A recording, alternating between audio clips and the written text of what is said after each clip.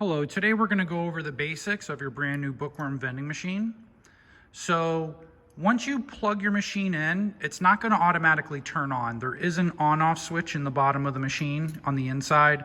I just have it turned on right now for the sake of the video, because once you turn your machine on, it does take a minute for it to boot up. So first thing you'll do is grab your keys. Your keys will be here in this little coin return cup. So grab your keys out and we'll unlock it. Once you unlock it, the handle's gonna pop out and then you just unscrew it. Okay, and you can take your keys out of there. So pretty straightforward here. Just unscrew your machine, open your door. Now, once you open your machine and you look here in the bottom right-hand cubby, this is your power box, and this big blue switch is your on-off switch. So up is on, down is off. If you do turn your machine on, it's plugged in and everything, but for some reason you don't have any power, there is a little orange circuit breaker right here, little orange button. So you could try that. I don't expect many people will have this issue, but it's worth mentioning. Okay, so let's say we turn the machine on. Again, it would take a minute for the screen to just boot up, and then you'll be greeted with your main screen that has the Inchy token. Inside the machine, you will have some extra coils, okay, which I'll explain that later. And then you'll have your tokens and your ribbon cutting package and all those sort of materials down here in your delivery bin. Leave the red piece there. That's just some red padding for the books. Okay, so now at this point, your machine is on, you have all of your package, you have your tokens and everything. The first thing I would do before you even go ahead and load it with books is I would hop in and do a motor test on everything. Which, if we look here, this is your main circuit board. Now, most of your circuit boards are gonna look like this. Sometimes they're installed the other way around, which this is technically upside down, but we did it so you have more room to press these buttons. But you can read, I don't know how well that shows up on camera here. There's 4 different buttons. One's a reset button. That just resets your power. You have a full load button, which what that means, it's like inventory. You can load up your inventory. I'll explain that more later. That's not very important. Then you have one here that says service mode, and that's like your programming button. Okay, the last one says function, which it doesn't do anything. So that won't do anything if you hit it. But the service mode button is the one we want. And that's the third one, at least from this perspective. So you hit that one time, and now you'll be greeted to put in a password. Just remember, it's all 8s. Just keep pressing 8 until it lets you in your menus. Okay, now if we take a look at our keypad, your keypad has up, down, left, right arrows, you know, exit, enter, the delete key. You won't really use these 2 buttons at all, and you would only use the period if you were doing like a price. But yeah, so we get into our main menu, and I'm just gonna use the arrow key. I'm gonna scroll right until we get to selection. Okay, now we'll scroll down until we see cycle test. All right, this is the test that'll do everything in the machine in one shot. You could go up and just test one item if you wanted to. You just type in the number, hit enter. But let's, for this video, or for this, we're gonna do a full cycle test. So I'm gonna hit enter, and it's gonna say, okay, we wanna start at number 1. I'm gonna hit enter. Now let me delete, hit the delete key. And our last selection is 45. So let's do that. We'll hit 45. We're gonna hit enter. Cycle, this is like how many times do you want it to spin? 1 time is enough. So we're gonna hit enter and then enter again. And now it's just gonna go through all of them. And you just wanna make sure that both sides are spinning. You know, maybe something came out in shipping or something like that. You know, these coil clips can pop on and off pretty easy, so I'll show you how to do that.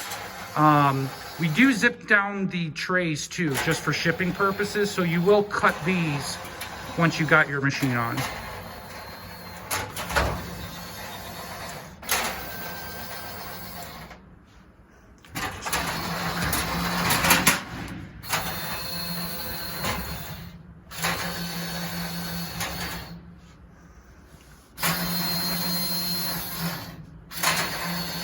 Okay, so yeah, we just want to make sure that they all spin, you know, and that they spin in pairs.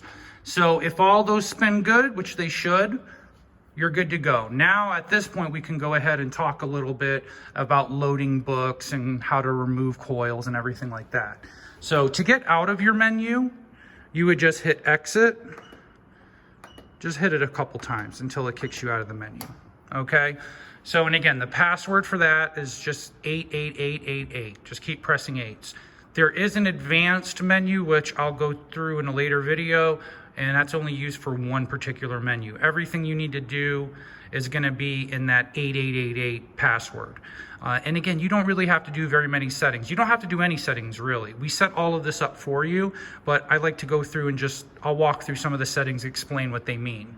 So really at this point, we would just load up our books. Now again, you're gonna have to cut your zip ties so you can pull your tray out. Just be careful with these trays, okay? They can pull like right out the machine pretty easy. So just be careful when you're sliding them back. And once they're sliding back, keep them like level, because if you lift up and pull them out, they'll pull right off the machine, okay? So be careful of that. And you'll have 3 sizes. Now, this machine here has 2 custom trays, okay? You can tell they're custom because they're the wide ones. So this is like your default chapter book size, which we would consider to be the small. This comes as the default tray in the machine. Now, this here is a 3 coil wide. This is a medium size. And then you would have your large size, 1, 2, 3, 4. So it's like a 4 coil wide slot. So large, medium, chapter book. And to load your books in, you just want to be careful that you're loading them in right and that you're not putting anything in crooked. It's hard to do on the regular ones, but when you're doing like a large book, for instance, you don't want to have it like say like that. So I think that goes without saying, but when you're loading a lot of books in there, you can kind of get turned around a little bit. So just be careful, make sure you're loading them correctly or else they won't vent. And then so for your large books, now again, this machine has a 5 tray setup, but if you have a lot of big tray or custom trays with big books, you'll probably just have a 4 tray setup, you know, because you're dealing with a height restriction. So with this one, you can put them in like this. And when you load your books in, I'd probably load them like this. This is probably the best way to do it, unless you have a super, super thin book. You kind of want your books in there and slightly angled backwards and just right up against the coil. You know, and like say if it was a back one here, you know, just lined up like that. Because you can kind of stand them up a little bit better like this, but you know, which is fine. But I would just, you know, maybe test it because it's different. All these different books are, some are thick, some are hard, some are floppy, some are real large and tall. You know, the default way, the best way to make it work is just load them down like that, like kind of regular, and just let them have a slight lean. But again, so that would be a large book. Your chapter books, very easy. Same thing, just kind of load them in like that. All right, not much to it. And then the only books you really have to be mindful of, and you might have to try 2 different ways, are super, super thin, large floppy books. You know, usually if it's a real thin chapter book size, it's not too big a deal. But when you're dealing with a bigger book, you have to be careful just for the simple fact that they're so thin and floppy that like they all can just fall back on you. But that's why we include some extra coils. So these coils, all the machine comes default with a 12 count, which, you know, just holds 12 books front to back. So that's pretty good. 12 books front to back is the default for all of them. That's a really good size and a really good thickness of coil that it's gonna fit most books, unless you have some real thick ones or a lot of these really, really thin, large books. Now we include a 16 count because they just hold a little bit better than the 12 counts. Now the 12 counts will still work for floppy books, but they work better when you put them in a tighter coil. You get less chance of anything falling backwards on you. But again, we don't know the books that you're necessarily doing when we ship the machine, so we just throw the coils in. I'll show you how to adjust them.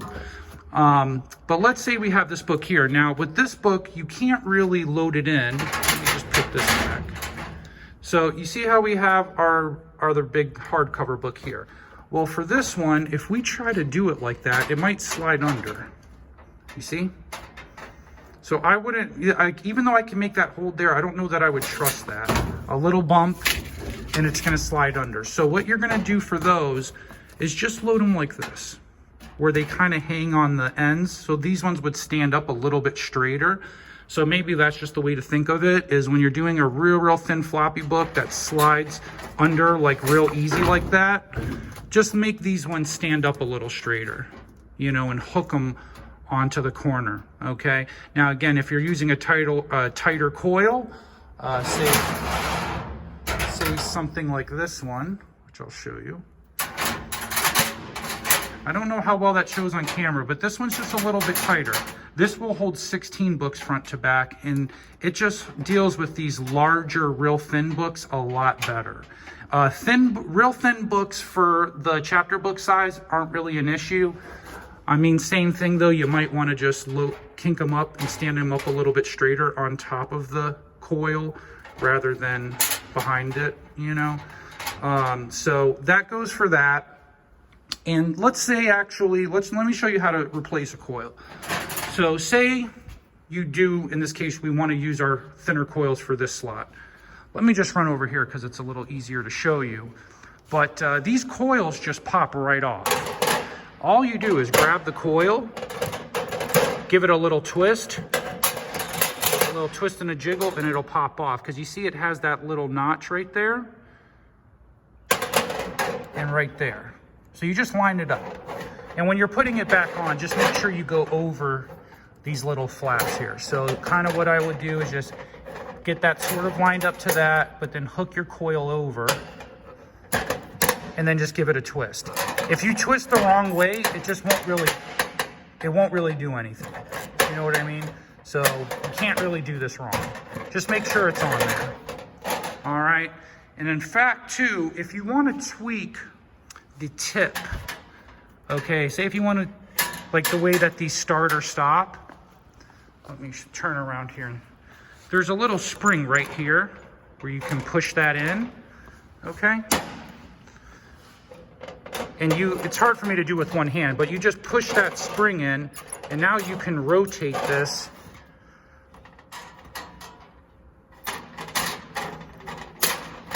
Okay, so you can tweak these out a little bit. You know, I'm just throwing that in there. You shouldn't really have to do any of that, but just in case you want to line things up a little bit, you could do it that way. It's very easy to do. But really, you want your slots to be like this. Okay, you don't want them arcing up too much like this, or else, like, after it vends, if it's arced up too much like that, then the book will just hang there, you know, because it's going to stop basically at this same position every time. But if you need to tweak it, maybe you want to raise it back just a little bit, but I wouldn't hook it too much more like that. So try to stay away from leaving them like that. Okay, just some little tips that'll help you have a better experience while you're using the machine. At this point, I would say we tested all of our slots. Let's just go through some of the menus. So we know all of our motors are good. We know all of the coils we're spinning, so everything's connected. We got our books loaded in there. Maybe we'll just test out our tokens. So you can test it out with the door open if you want. You would just simply put in a token. Now you'll notice it gives you a credit of $12.75. And just the way vending machines work, we have to set a price of $12.75 for every book. Now we disable change in the machine, so the machine won't take quarters or actual money. It doesn't have a bill acceptor, so it won't take bills, obviously. It's just a weird thing with machines, so just be mindful of that. The $12.75 is on purpose. Okay, so we put in our money. Let me just, if you test it with the door open with a token, what you're gonna have to do is dip your hand in the bucket because there's sensors in there. All right, so I'm gonna show you this way, but then I'll show you the real way with the door closed. But let me just, in case you just wanna do something real quick, if you're testing out your books, you don't wanna have to keep opening, shutting the door and everything like that, this is a good way to do it. So I'm just gonna pick an empty one for now. One book coming right up. All right, and then now I'm gonna stick my hand in there. As soon as that coil starts spinning, just dip your hand in there if you're doing an empty one. You see, because what will happen is these coils will do one full spin. If they don't feel the book fall into the bucket, they'll do a little bit of an extra spin, okay? And if it still doesn't detect anything after that extra spin, it'll tell you to make another choice, that it couldn't detect the item, etc. So let's say you're testing your books out and you're just trying to make sure everything's working good. You go do it with the door open. Let me pick 13, that has a book in it. But once that book does fall, you know, just stick your hand in there. One book coming right up. Okay, so that's kind of how I do it. The reason I'm showing you is because when you have a whole bunch of books and you're trying to make sure everything fits and works and you just want to play with it a little bit, it's a little bit easier just doing it like this than having to shut the door. But you can, there's no problem with it. So we'll go ahead, we'll shut the door and we'll just buy a couple. So again, when you close the door now, you got to keep this door pushed all the way closed and then latch it in like that. I was just kind of holding it with my foot, but just make sure this one's all the way down and then push that in, and then you would tighten it up. Now, when you want to lock the machine, don't over tighten this. Just tighten it like, you know, it's just so it's kind of tight. It doesn't have to be super tight. This door is super secure right now. It's not going to go anywhere. And then you would just push in your lock. But before you push in your lock, always make sure you have your keys, because you don't want to lock your keys inside the machine. Now, this does happen all the time, so if you happen to lose your keys or you locked them in your machine, just reach out to us. We can get you spares. Okay, so I do have my keys on me. I'm going to lock the door, and let's just try buying a couple books. So I'll buy 41.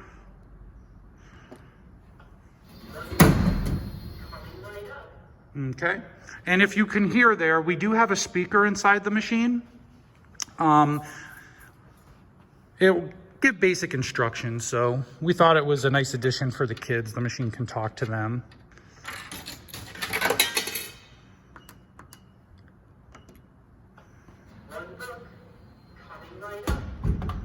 Okay, and just as a side note here, all of the tokens for the machine end up in this overflow box down here.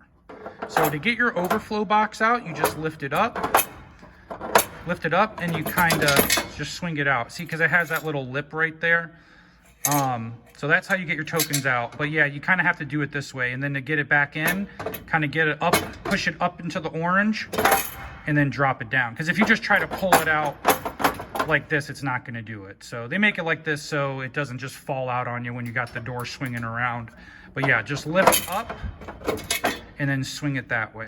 Okay, and that's how you retrieve. None of the tokens go into any of these tubes, and the machine does not take money. So we do a special program onto here, and we teach it this specific token. So this really, all of this is basically just a token reader, and it sends them all into this bucket below. I do have another video that explains like how to set up your tokens in case like something happens and it forgets the memory. So see my video for that if you have any issues with this unit taking tokens. Okay, so as I mentioned before, if we look on our motherboard here, we have a button that says full load. Now that's important. What that is, it has to do with inventory. See, these machines actually do keep track of your capacity and inventory, but it really only does it on the machine side for now. We may be able to have this work on a cloud in the future, but I don't want to get too in depth with that because it might not be worth doing it. It would only work on a SIM card, like on a cellular network, and then there's like a whole lot of like software and fees and everything involved. And we just don't think it's going to be that beneficial for what we're doing here in schools and doing the books. But because the machine has it built in, we as a default set all the capacities to 255. So that's 255 books per slot as like a makeshift capacity. But every time one vends, it takes one off. So what you would do is every once in a while, maybe every month, I guess it depends how many books. If you're selling 200 or dispensing 255 books, however long that takes per slot, 255, 255, 255. So if you have, say, this holds 12, you know, you would have to go through this 20 times completely front to back before you have to hit that. So it's not something you have to really worry about, but just be mindful. And I would say whenever you go to the machine, if you know you haven't done it in a while, just hit that fully load button.